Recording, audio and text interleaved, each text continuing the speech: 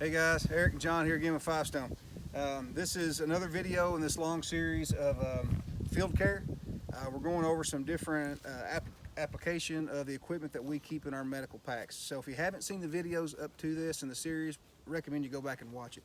We review just basic, outdoor range safety. We go over our packs and how we pack them, what we carry in them, and then we start going through the process. So on the last video, John was applying this gauze, going over the gauze and how to do how to tie it and secure it without having tape, because tape in the field is just a disaster, especially somewhere like this. You've got dirt and leaves and it gets in the tape and it gets wet. It just don't work. So he showed that, which is really awesome. So now we're going to go to the next part of it, which is applying a splint to help stabilize an injury, okay, maybe a fracture or whatever. So John, take it away, bro. So we'll say like he was hunting in a deer stand, fell out, he broke his forearm here, right? These two bones here, and you had an open wound along with it. We bandaged it with the Curlex here. You can use sticks to split this, but if you've got a pack with you, put a sand splint in it. Like you said, you can get these at Walmart, I think. You can order them anywhere online. I'm sure Amazon. I don't think they're that expensive either, probably $5 or $6. It couldn't be much more than that. They come rolled up just like that right there.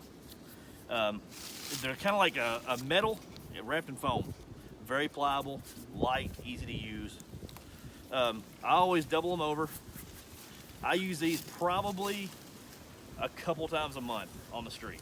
And I'm always using a sand splint. So we'll double them over. He's got a fracture here. I'll kind of cup that a little bit to get some rigidity to it. And then I'll roll him up a place to hold on to there.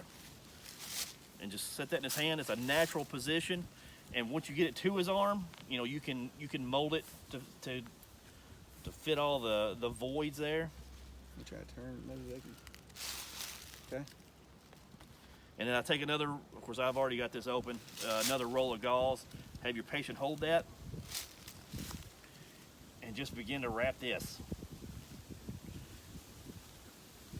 Kind of overlapping your wraps. Be sure that you leave a little opening here where you can make sure they still got pulses. That's very important. If you got a fracture and they don't have distal pulses and there's no bone showing, you might want to try to move that around a little bit and try to get some pulses to it. Like try to move it to a more natural position. If it don't work, leave it like it is. It can be addressed later. Come to the end again, rip it, tie your knot. Yeah, just like on the last video. If you didn't see it, go back and watch it. You need to watch it. Yeah. But that's pretty much basic splinting right there. You can do that the forearm, any part of the leg, ankles. Man, I splint ankles with this all the time. Yes, broken really ankles. Good for that. I use them for that all the time. Like working in the ER, we're tickled to death when the EMS comes in. They got somebody mobilized like this. They're very good, very affordable. So really recommend you guys checking it out. Next video, we're going to dive into another level on the bandaging called the Israeli bandage and what it is and how you use it. It's an amazing piece of equipment that's very affordable as well to put in your pack. So we'll move on to it. See you on the next video.